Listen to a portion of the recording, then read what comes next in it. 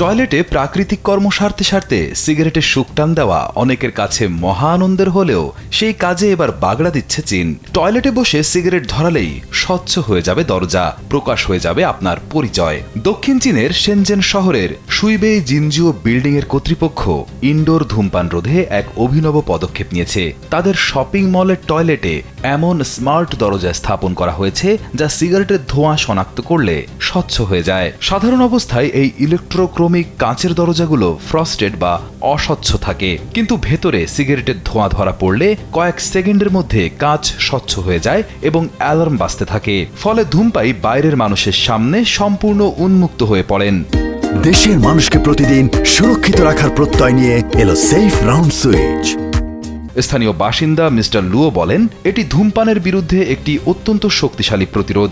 সাধারণত no smoking signboard মানুষ উপেক্ষা করে, কিন্তু এই প্রযুক্তি স্বয়ংক্রিয়ভাবে সেটা থামাতে কাজ করবে।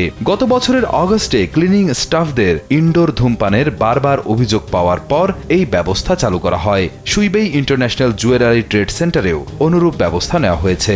দোকানদারদের প্রতিক্রিয়া মূলত ইতিবাচক হলেও আইনি বিশেষজ্ঞরা গোপনীয়তার বিষয়ে উদ্বেগ প্রকাশ করেছেন। টয়লেটের কার্যকলাপ আইনি সুরক্ষার আওতাধীন এবং এই পদ্ধতি সেই অধিকার লঙ্ঘন করতে পারে বলে তারা মনে করেন। তবে শপিং সেন্টার কর্তৃপক্ষ জানিয়েছে, সেন্সর শুধুমাত্র সিগারেটের ধোঁয়া থেকেই সক্রিয় হবে।